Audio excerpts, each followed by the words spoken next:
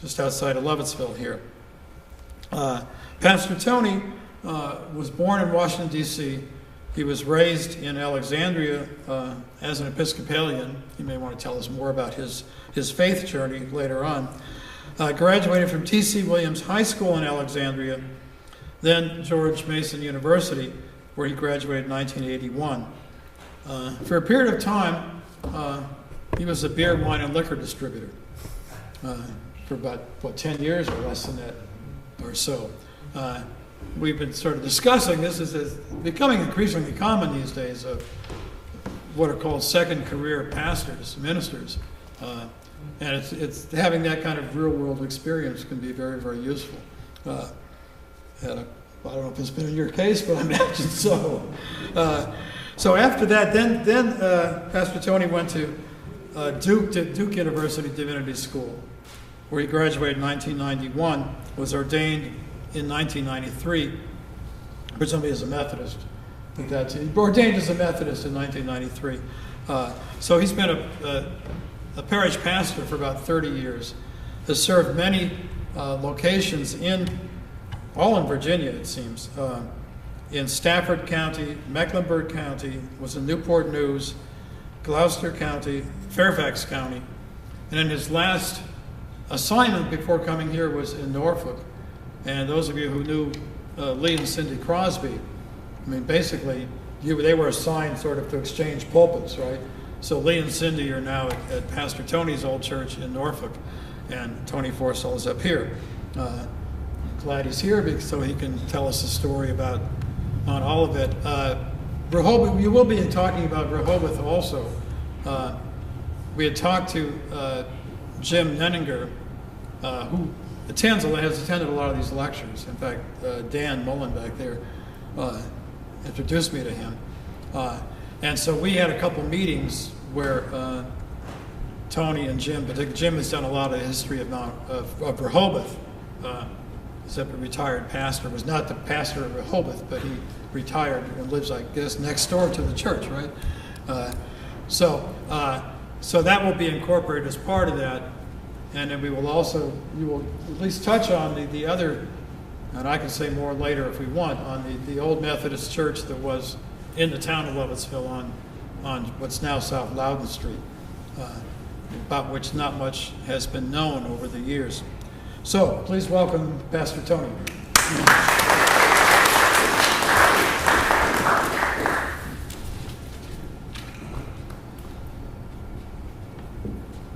Thank you all very much. You're getting me at the end of a long day. There's still such a thing as circuit riders. Do 3 church services on a morning at, one church to another church, back to the other church. So it's a funny way to do things. Thank you for having me, and thank you for your interest. I appreciate you being here, and I appreciate your interest and concern. Methodism is something of an American, I don't know how you want to say it. It was an American church. It was founded December 24th, 1784, before even our confederation and all of that was put together completely. It was founded at a place called Lovely Lane Chapel, and we'll see if we get that picture, in Baltimore, Maryland. At the founding of that particular of the Methodist, it happened that John Wesley, who was the founder of Methodism in England, had a passion and a concern for the Methodists that had developed during the middle of the 18th century. He was concerned that they had no clergy leadership. And this was a big problem for the Episcopal Church, and it was a big problem for the Methodists. And the Episcopal Church, holding grudges, or the Church of England, holding grudges, would not send a bishop to Virginia to ordain priests. They were stubborn on this. They did not want those people, meaning us, to have benefit of clergy. And so they stood firm, and they would not ordain priests for America. John Wesley, being a little bit of the renegade that he is, decided that he had the authority, based on both the scripture and church history, or the church fathers in particular, in extraordinary cases, to consecrate and ordain leadership for the American colonies. And that's what he did with Thomas Coke. He sent Thomas Coke over to America, where at the Lovely Lane Chapel on December 24th, Francis Asbury was first ordained an elder and then ordained a general superintendent, or as you would know him today, bishop.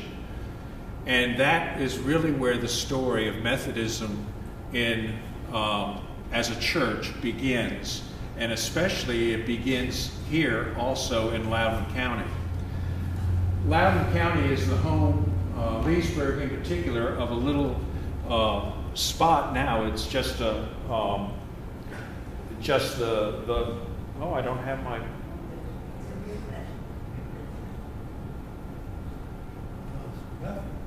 Nope, I don't have a picture of Old Stone Church. There are some drawings and renderings of it. Old Stone Church in Leesburg was a preaching station prior to the formation of the church.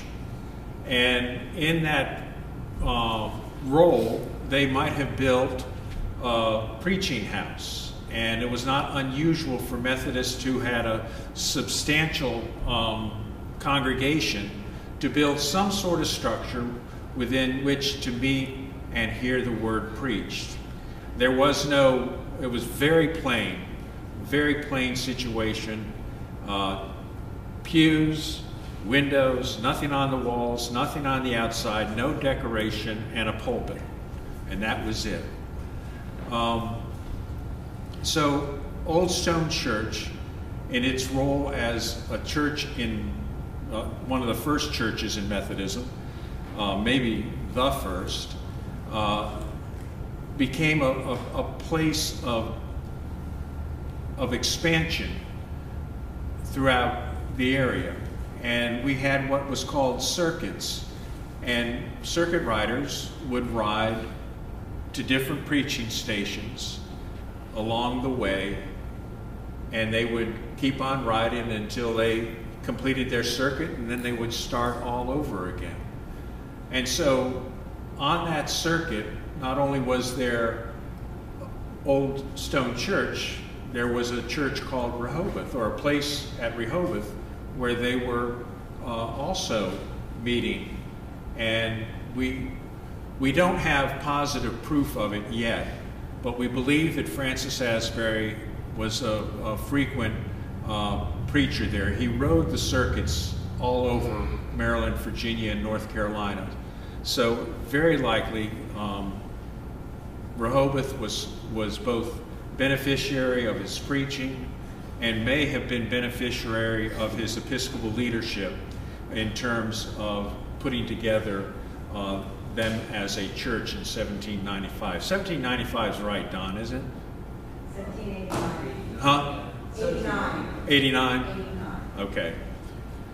So they were, what, just 5 years after the organizing conference of Methodism. So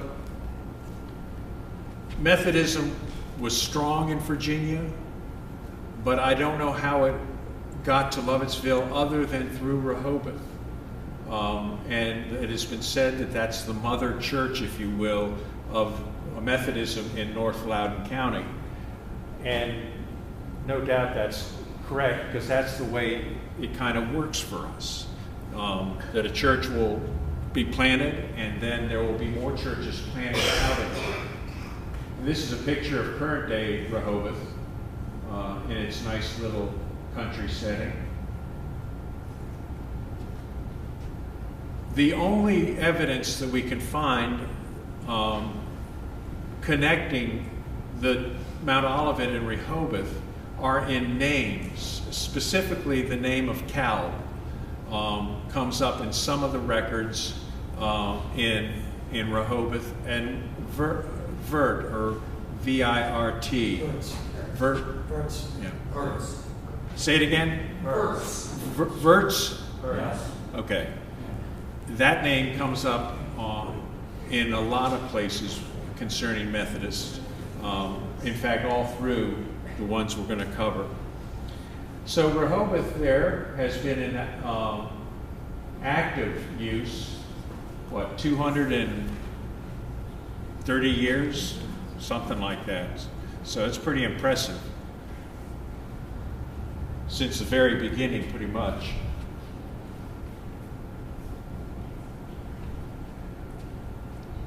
Ed has he held on to this so tightly, and I'm glad he did, because somebody, when I first got here, said there is some sort of property over there on Loudoun County, and maybe it was Ed, but I think it was somebody else, that used to be a Methodist church. And I said, I haven't seen anything about that in the records, nothing in the history of Mount Olivet really says there was a church over there. And what we have here is that this is really a church of another Methodist denomination. And we'll talk about that in a few minutes. This is a Methodist Episcopal Church South. And we'll talk about why that is a different denomination. But anyway, it was over there on Loudoun Street, and somewhere in the early 30s of the 20th century, New Jerusalem bought the property. In the 1880s. In the 1880s, okay, and used it. But eventually it was taken over by a pool hall. Well, the Northern Methodists took it over for a while. Decades, yeah. Yeah, okay. And then eventually it became a beer hall, a pool hall. All the things we like. Yeah, the connection I see here, the question I have, and what Ed has come up with as the trustees of this property for the Methodist Episcopal Church South. And my question is, as I look at those trustees, I see Calves and I see Comfers. And those are both names that figure into the life of Mount Olivet. And so what the connection is, I don't know. The Methodist Episcopal Church South gave up on the congregation here. I don't know why, but it would have to be because it wasn't thriving, and at least in some way, shape, or form. So I would suspect this might be the only picture of it. I don't know. The only one we're aware of. Yeah. So the Methodist presence in Lovettsville, at least at one time, was partly in this particular church. What ties all this together and makes some sort of understanding for what we have here in terms of Methodism are three things. Methodism had the same issues that our country had at that same time. In the 19th century, early 19th century, we were a country that was struggling with what it meant to be a democracy, what it meant to have authorities. Just what kind of authority do we have? What is a president? What is a legislator? And who's in charge? And who has, who's the rule of law? And who is listening to the people? How are the people represented? Because at this time, you had to be landed. You had to have property in order to vote.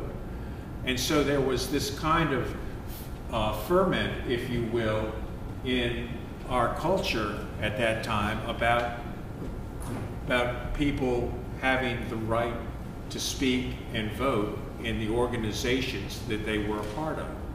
And so that had a lot to do with conflicts that we had in the Methodist Church.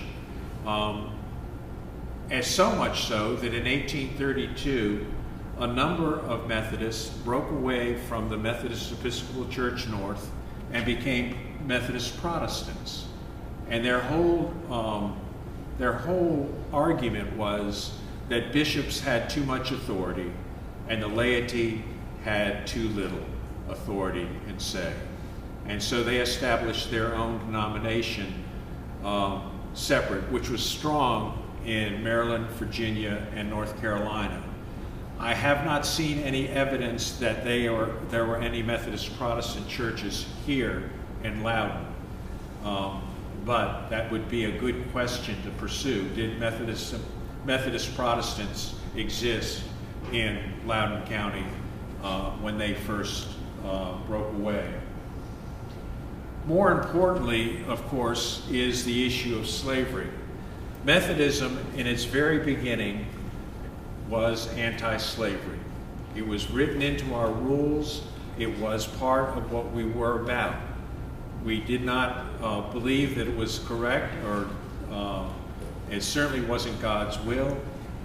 And so written into our Constitution were the anti-slavery rules. And that meant that Methodists could not hold slaves as property. What happened, of course, is that there began to be, as Methodism spread, Methodists who owned slaves. And there began a tension about the issue of slavery. And eventually it came to a head when one of the bishops, through inheritance, became a slave owner. And he, rather than emancipate his slaves, he kept them as property. And this caused a stir amongst the Methodist Episcopal Church. And such a stir that it caused is that there was a breakaway congregation or denomination of Methodist Episcopal Church South. And they were, written into their rules was approval of slavery. That was written into their rules that this was a scripturally sound practice. And that's kind of scary to me, but at any rate, that's what the Methodist Episcopal Church South was mainly formed around. And my suspicion is that sentiment in this particular part of the country was not heavily in favor of slavery, that they simply dwindled because there were not enough people who believed what they believed to maintain a worshiping congregation. And rather, the Methodist Episcopal Church is the one that thrived. Rehobeth was Methodist Episcopal, so was Mount Olivet, so was Mount Pleasant, and I suspect most of the northern Loudoun churches were. Finally, affecting all the churches, Methodism included, was migration. We talk about how mobile society is today, but it was pretty mobile back then. If the land that you lived on was not producing the way that you wanted it, that you were not making ends meet or you were not thriving, there was plenty of land to go to outside, to the west. And so there was lots of movement west. Some of it to get away from the slave-owning tradition, to put that behind them and move to Ohio, Indiana, Illinois, in some cases Kentucky. And so this migration began to, as things moved west, others moved in, and there began to be a change of people in the churches as well. And so I think it might be fairly safe to say that what had happened around here was that there was a shift of people as well that brought in maybe some new people who were interested in having a Methodist church or churches in their community that were not there before. I suspect there was some of that anyway. So that migration, those are the three social or cultural or economic factors that I think are important to see about Methodism. So in the midst of all that, Mount Olivet Church was founded, and Joyce has deputized her daughter, Mary Snyder, to come forward and share what she has about Mount Olivet and its founding and its history and all of that. So Mary is married to Pete, and she has two wonderful boys, Andrew and Nicholas. We'll talk about Nicholas because Nicholas is a student at Duke University Divinity School as we speak, preparing to do the same thing I do. So not only is he one of my congregants, he's a colleague in the ministry. So he serves the church. Where did the United part come in? The United part comes in the following way. Yeah, that's going to take a second. We had Methodist Protestants, we had Methodist Episcopal Church North, we had Methodist Episcopal Church South. In 1939, they finally realized that they were all wrong, and they joined back together again. It was a reunification of those denominations. That happened in 1939, and there was the label Methodist Church. They didn't carry over the Episcopal Church in order to satisfy the Methodist Protestants. And so you had the Methodist Church, which many of you grew up with, just the Methodist Church. You didn't have any other description added to it. In 1946, there were two German denominations that were basically Methodist. There were the Evangelicals and the Church of the Brethren, or the United Brethren, or Church of the Brethren. And these two German Methodist denominations joined together to become the Evangelical United Brethren, or EUB. Now, everybody take a deep breath. In 1968, the German portion and the English portion decided that they would be better off together since they were so similar. They did everything the same way. They had all the same beliefs. They spoke the same language at this point. It wasn't a language issue. And so in 1968 in Houston, Texas, they reunited or united for the first time, and that became why it's United Methodist. They changed the name then. Just a side note, as things do with churches, we might just crumble into our factions again over some other issues as we face them. So it's always something.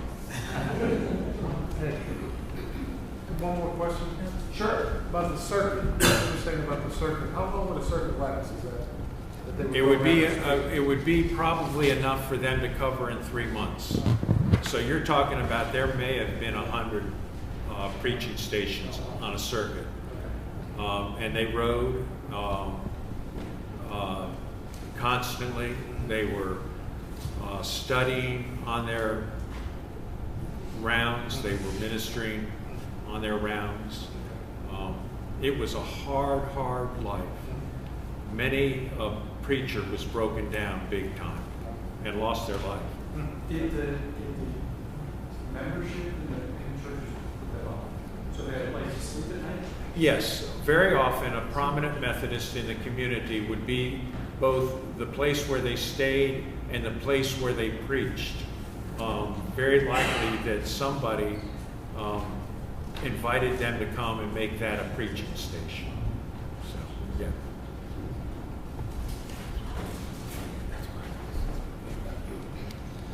Good afternoon. What happened is we call this being voluntold in our church, when somebody volunteers you to do something else. But I do love my mom very much. She helped me out a lot this weekend, and she's a little bit under the weather, so she asked me to share this with you all. So I am going to be reading it. Honestly, it's the second time that I read it. I was raised in the at Mount Olivet. They refer to me as a legacy member. When I was in my 40s, I took huge offense to that. But now that I'm in my 50s, I'm okay with being a legacy member of a church. So the history of the congregation of Mount Olivet United Methodist Church. According to the Winchester District, which we are in the Winchester District, the United Methodist Church splits up the different areas, and then they have different districts. We're in the Winchester District. The historical records, the first appointed pastor serving the Mount Olivet congregation was John Milton Littell, Littell, appointed in 1858 to 1859. At that time, Mount Olivet was part of the Hillsborough Circuit, which was part of the Baltimore Methodist Episcopal Conference. This was 2 years before the Axline Schoolhouse was built. It remains a mystery where they met during those 2 years. It has been suggested that the meetings were held somewhere on South Loudoun Street, and Tony talked about that. It's interesting, I've been in Mount Olivet since 1973, and I did not know that until today. Maybe we need a little history of Mount Olivet at church one day. Axline School was the meeting place from the time it was built until the current sanctuary was completed. Sunday school was held every Sunday, and worship services were conducted every 2 weeks, and revivals were held each fall. In 1939, Mount Olivet, according to records, was the largest congregation of the surrounding churches, consisting of Mount Pleasant, Bethel, Rehobeth, Waterford, and Hillsborough, which at the time was called Arnold Grove. The Mother's Day Bulletin in 1945 recognized 122 mothers to be remembered. It appears that there were 61 families active. Membership records show that the membership has been as high as 175 and as low as 85. Our current membership is 144 with an average attendance of 51. The most interesting thing about our congregation is that 2 great-great-granddaughters of Judson Kalb are still active members. One of them wanted to be here today, but unfortunately she took ill and had to be taken to the hospital yesterday. Some of you may know them, Barbara Glettner and Georgia Ridgway. Most people know the Ridgway family because they have the car dealership up here. So now I'm going to move to the history of the buildings. After meeting in the Axline School from 1860 until 1878, the congregation decided to build a church. The first attempt to build was in Lovettsville, where the town center now stands. There is no record of what happened to stop after the foundation was laid. In 1879, Justin Kalb deeded a parcel of land from his farm for the building of Mount Olivet. Stones for the building were also from the Kalb farm. Most of the labor was donated by members of the church. The building was completed in 1880 and dedicated debt-free in 1881. There were 75 members of the church when the building was completed. The first renovation was in 1900 when the pulpit cove was added to the church. The chapel platform was lowered and the shoulder-high pews were replaced with our current pews. In 1967, the sanctuary was renovated with stained glass windows when stained glass windows were installed. The floor was replaced and refinished, a central heating system installed, rewirings, and the pews refurbished. Interior walls painted and the carpet down the center aisle and a choir loft and pulpit were installed. All labor on the project was donated by members and friends of the church. We are currently undergoing a major restoration of our sanctuary. The mortar between the stones was removed and replaced this spring and will be weatherproofed later this month. The roof and exterior woodwork has been repainted. In January, the interior will be replastered and painted. All of this is made possible through the generosity of members and friends. In 2000, we began to think about building a parsonage. There was money in savings from the sale of the Lovettsville Charge parsonage. Members agreed to pledge funds to enhance the savings account. By mid-2003, we were financially prepared to begin. In 2004, we had a parsonage with only $98,000, the mortgage was $98,000. And in 2008, 4 years later, the parsonage was dedicated debt-free. All of this tells the story of how, down through the stages, members at Mount Olivet have never wanted to go into long-term debt. Sacrificial living has been an embark of this church. In 1964, the Lord's Acre, Lord's Hour Committee was established to raise funds to build a 2-story educational building in the near future. The first event was a banquet that raised $11,111.11 to begin the fund. That's interesting. Banquets were also held in October 1965 and 1966. By this time, they had raised about $3,000 towards the new building, and the congregation added another $1,659 to the fund. In 1966, a new phase was added to the Lord's Acre, Lord's Hour. 1/2 acre of potatoes, 1 acre of sweet corn, and 4 acres of field corn were planted. Despite the poor growing season due to a severe drought in Virginia, the yield was good on all 3 crops.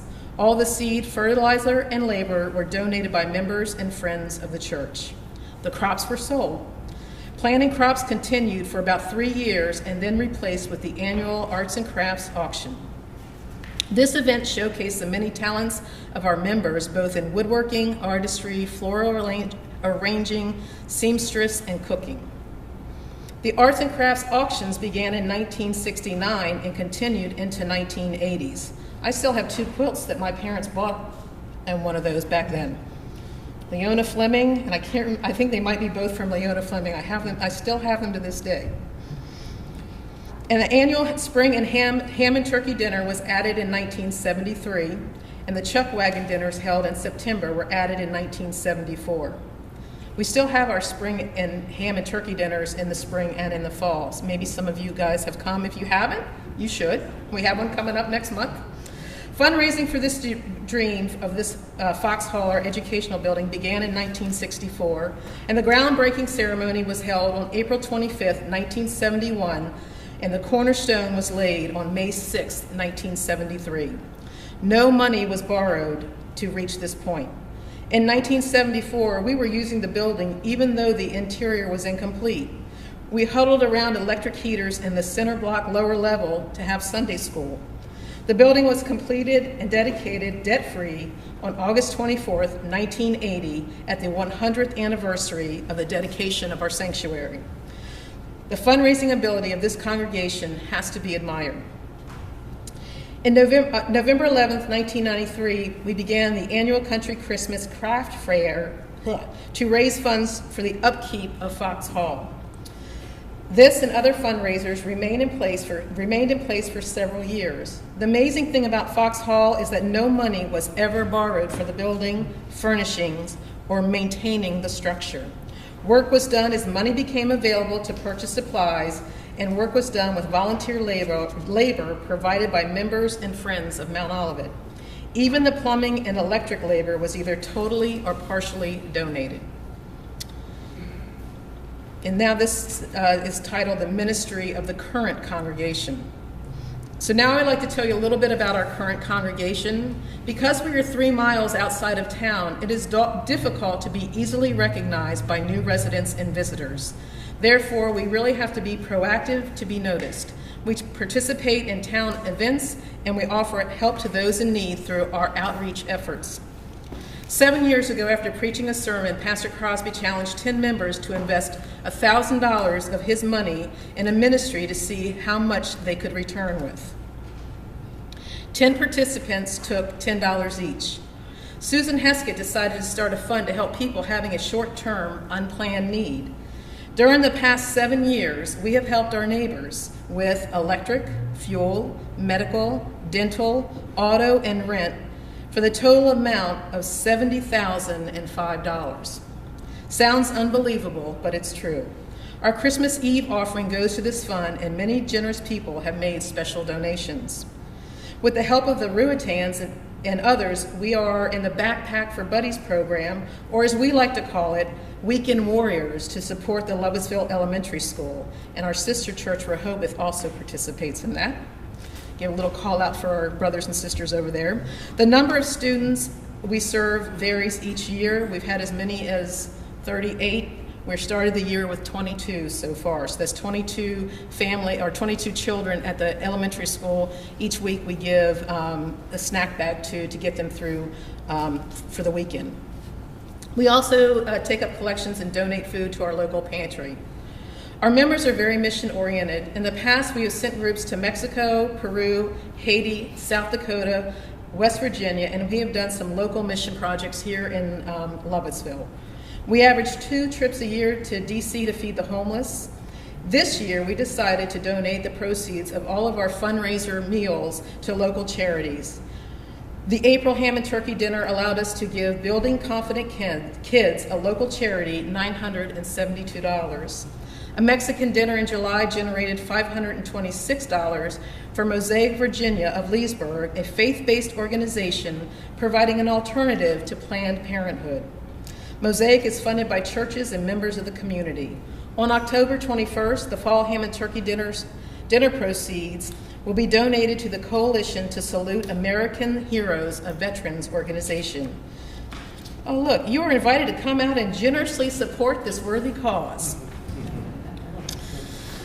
And to close, we do offer a Bible study on Monday mornings at 10:30. On Tuesday evenings, we have ladies from our church and some from the community meet at 7 p.m. And Wednesday nights, we offer a spaghetti dinner, and then we have Bible study starting at 7 p.m. The Wednesday dinners are open to the public, 5:30.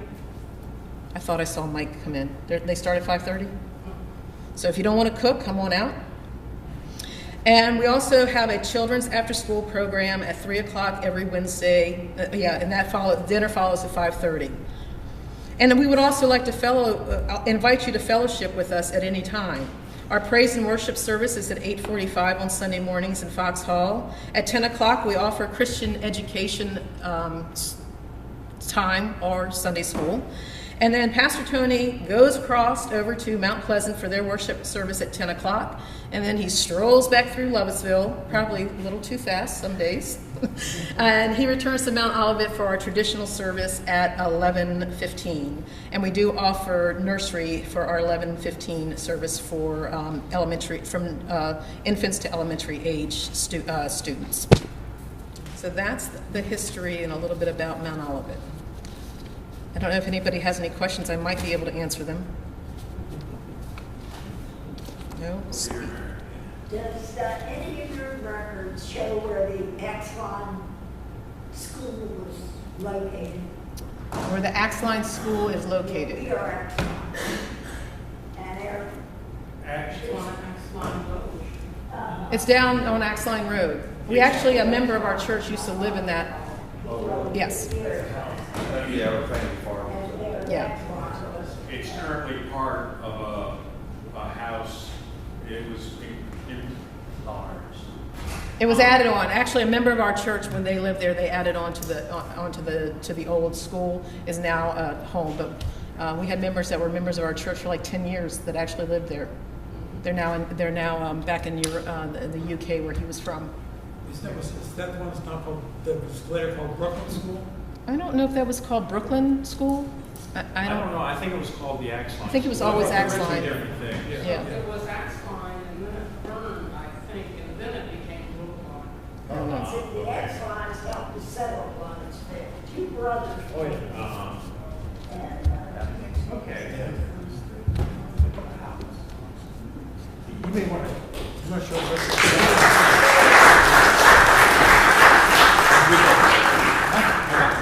Yeah, got more, okay. Just so you see them, that's Mount Olivet. That's the parsonage. Anybody recognize where it is? Yeah, it's 18 East Pennsylvania Avenue.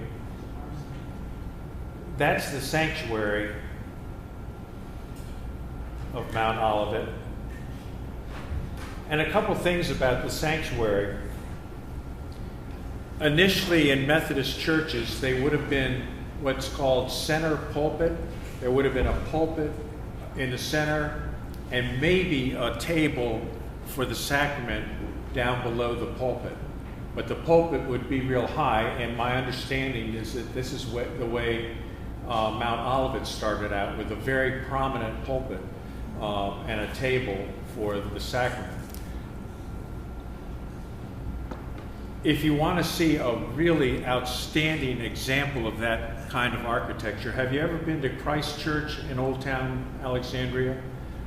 Make a trip there, and you will see what a center pulpit and center lectern really look like. I mean, it's the preacher is looking down over you. And it wasn't meant to enhance the authority of the preacher. It was meant to help the word get out, so to speak, that help the voice. So this back part here, where the cross was what was added later. And that's the property from the air. And then I talked about the split chancel and pulpit center. Oh, Ed. Now what? There we go.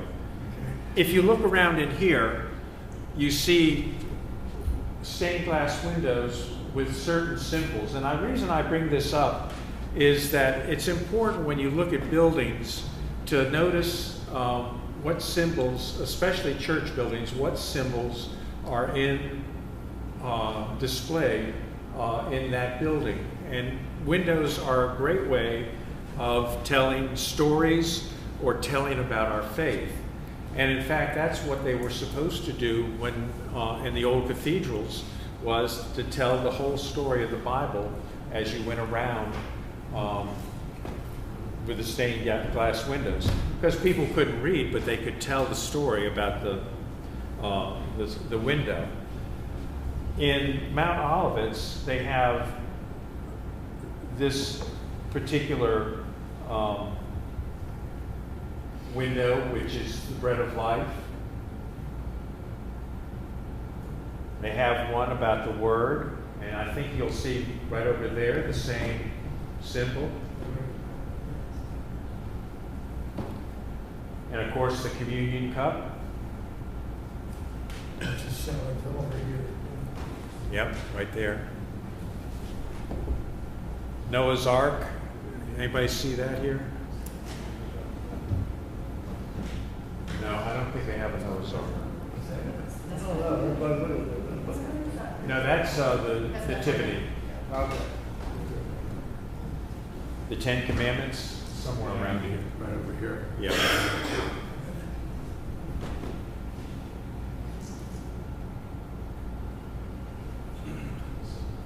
That one's so similar, you wonder if it was the same stained glass company. That one's an Olivet and 7.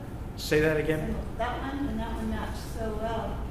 It almost makes you wonder if it was the same company. You're wondering if The manufacturer of the same glass. that would be an interesting question to pursue and find out, who around here. I put these 4 up here because of a famous art historian in a lecture done for the Great Lecture Series, or whatever great they call that, identified these as figures of the apocalypse on a particular carving over a door in a cathedral. But they're not figures of the apocalypse. Does anybody know what they are? They represent the 4 Gospels. Say? The 4 Gospels. Exactly, the 4 Gospels. And it's John, Luke, Matthew. No, this is Luke. And Luke is the. Yeah, you can see them. There's a pointer. Yeah, I should have used it. But there you have it. Those are. No, it's all right. So that is all we have about the building and about Mount Olivet. There's so many more questions that could be asked and pursued, and Ed probably has done a bad thing by getting me interested in it, and I probably will pursue some of them.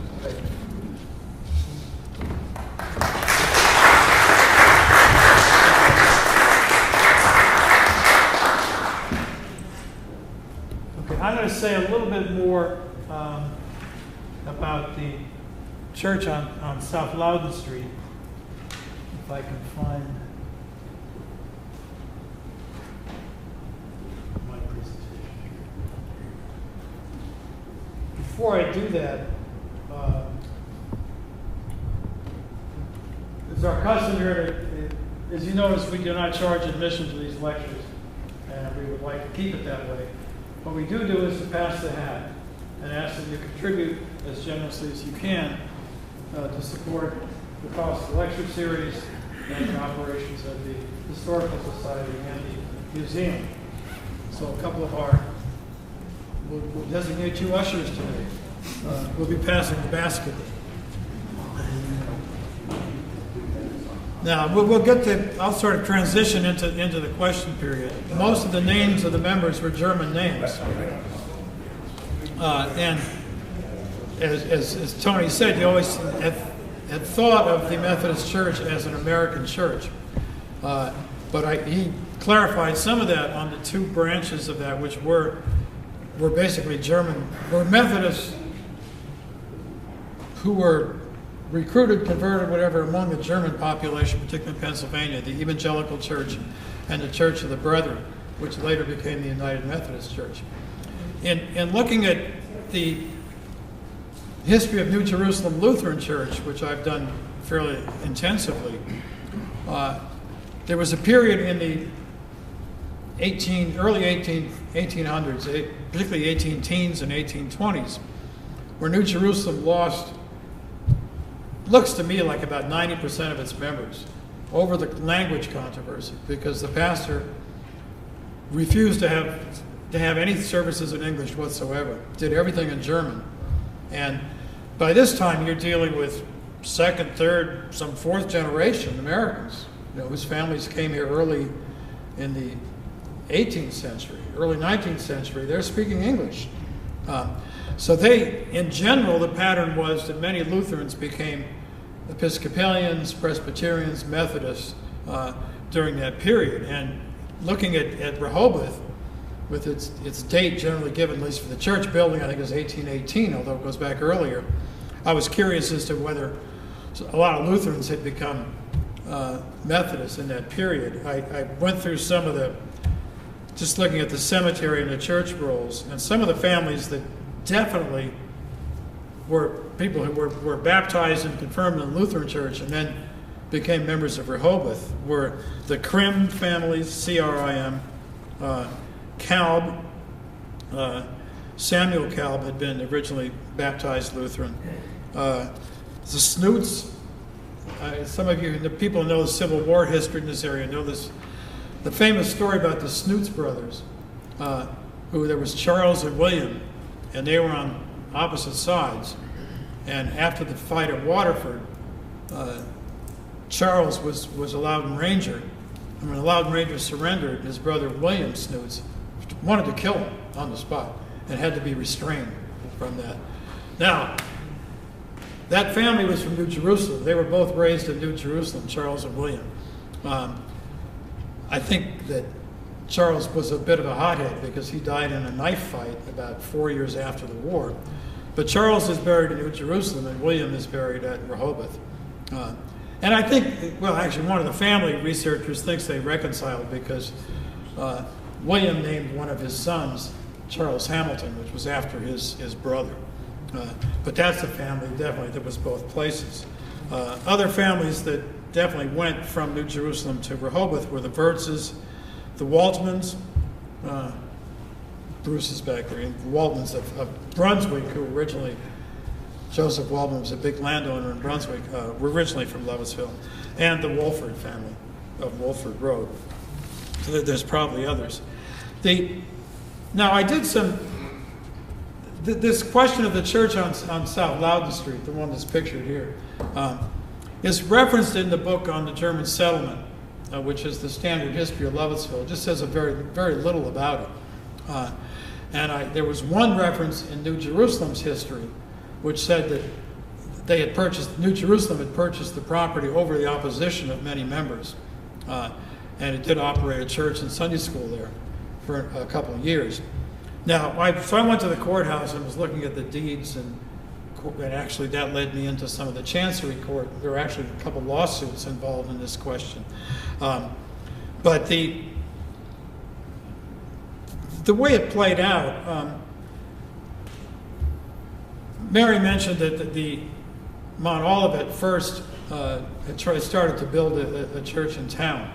That was actually right next to the old post office, which was Dr. Moeller's office before he moved across the street. The next to that, this side of that building, was the old Hammond Blacksmith shop, which people may remember was demolished, I don't know, 10, 15 years ago or so. The foundation for that blacksmith shop was originally the foundation built for the Methodist Church. And then that, for some reason, was abandoned. That was probably in the early 1870s. Because by 1876, Charles Hammond had bought the property, and it was before Hammond had bought it. 1878, both the trustees from Mount Olivet, or the Methodist Episcopal Church, got the land, as was referenced from Samuel Calb on Mountain Road. That was deeded in 1878. Also in 1878, the trustees for the Methodist Episcopal Church South, within months of each other, I don't know what the relationship was, but obviously there must have been some connection. They purchased the land on South Loudoun Street to build the Southern Methodist Church on that property. And in fact, I don't think you can read this, but what it said, is actually from the legislative records of the General Assembly of Virginia from 1882. The church was built in 1878, it could probably 1879, because they got the property in 1878. By 1881, it never was very successful as a congregation, the Southern Methodists. And by 1871, it had dwindled so much that they decided to sell the building, and they sold it to the Lutherans, to New Jerusalem. And this was an act of the Virginia General Assembly on January 14th, 1882, which says, being enacted by the General Assembly, that David Dingus, Mark M. Rotifer, and William F. Comfer, trustees of the Methodist Episcopal Church South at Lovettsville in Loudoun County, be and are hereby authorized to sell and convey their church building and lot in the town of Lovettsville to the trustees of New Jerusalem Evangelical Lutheran Church in Loudoun County, and the proceeds of this sale to be applied to the liquidation of the church debt. So they actually went to the General Assembly to get authorization to sell that building.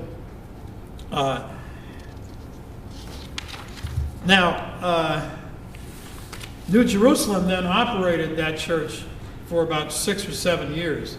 They actually called it St. John's Lutheran Church, which is not even known to say at New Jerusalem. I'd never seen anything. I saw one reference to that in a court record, because many trustees are generally confirmed by the Chancery Court, or now the Circuit Court, a reference to a St. John's. And I said, what is this? I had no idea what it was. And it wasn't until last week that I actually found out that New Jerusalem called that St. John's.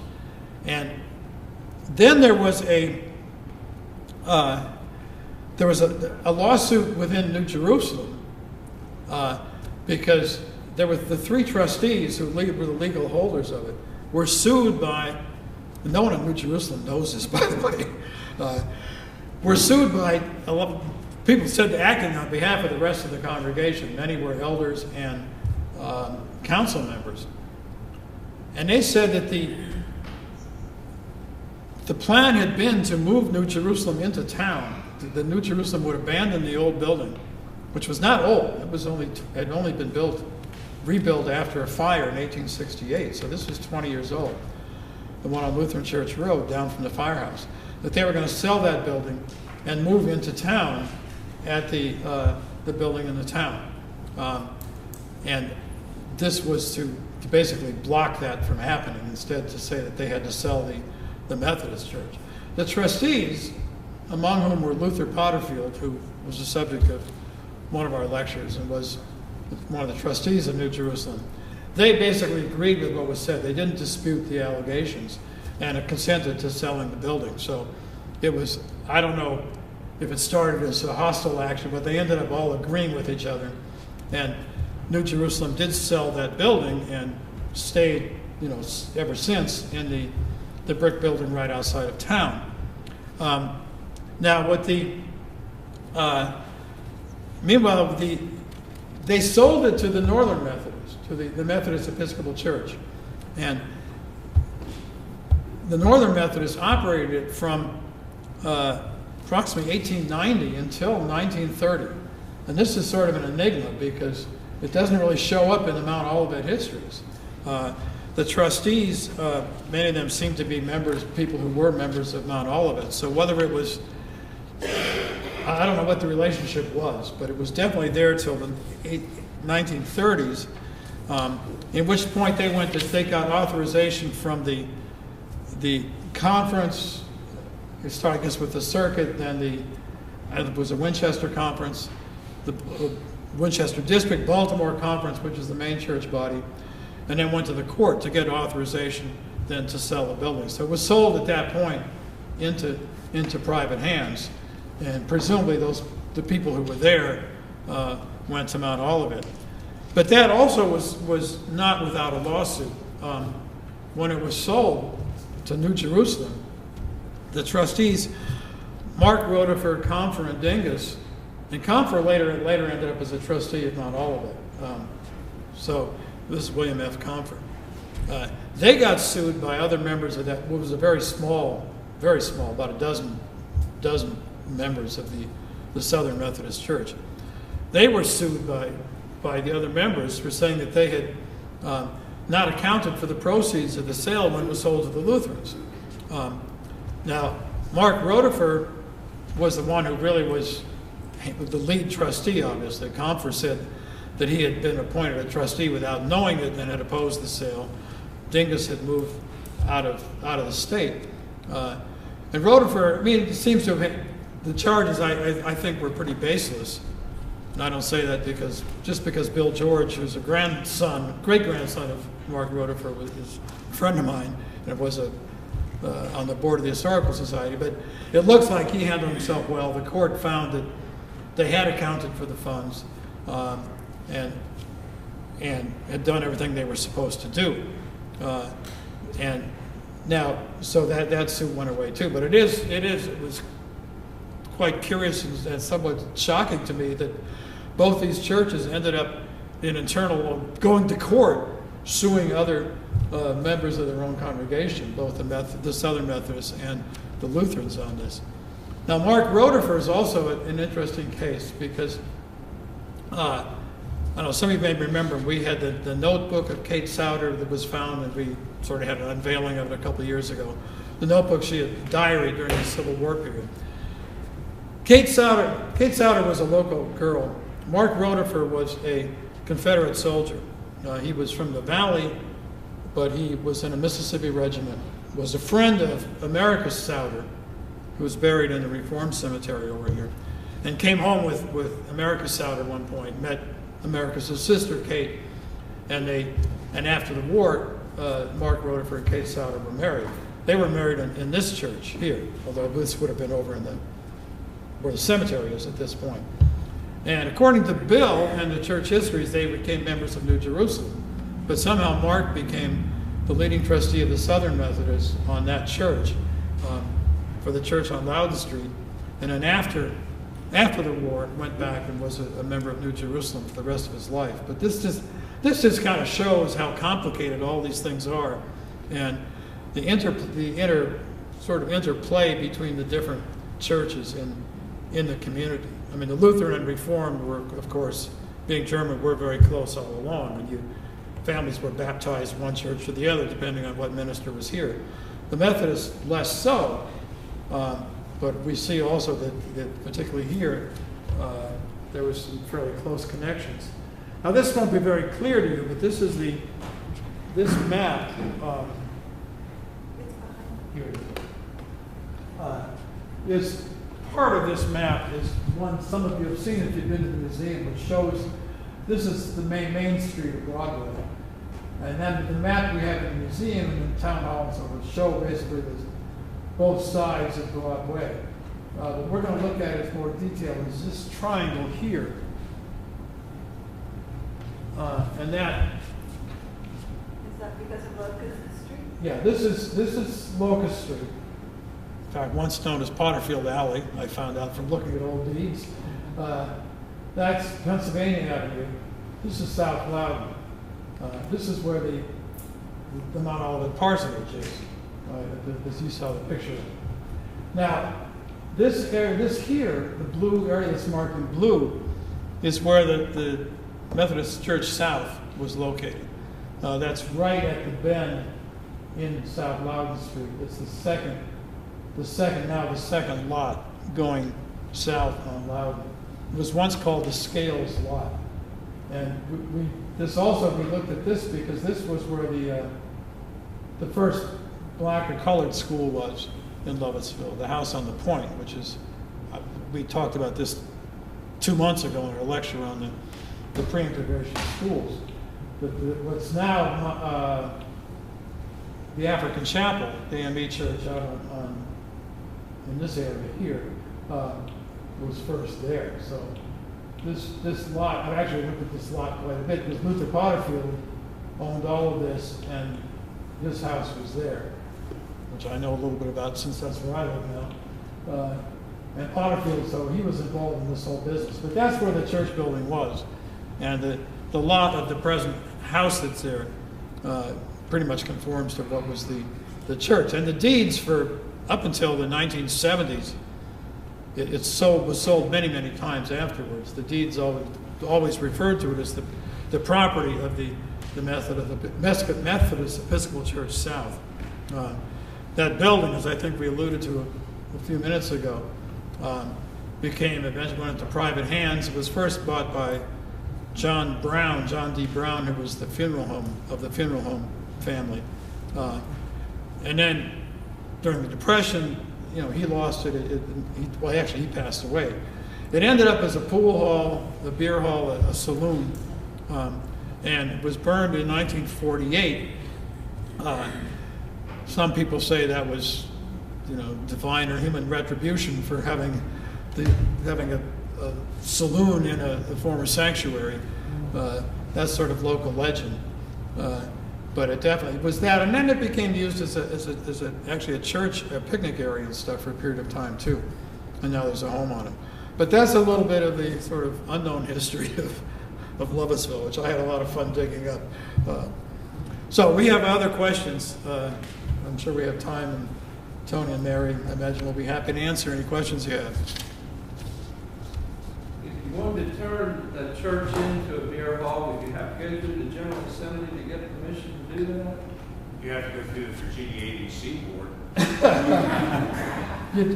In general, because the churches would go to the circuit court. I mean, one way of you keeping track of who the trustees were is that you can see records of the trustees' appointment. When trustees change, more often than not, it's approved by the court.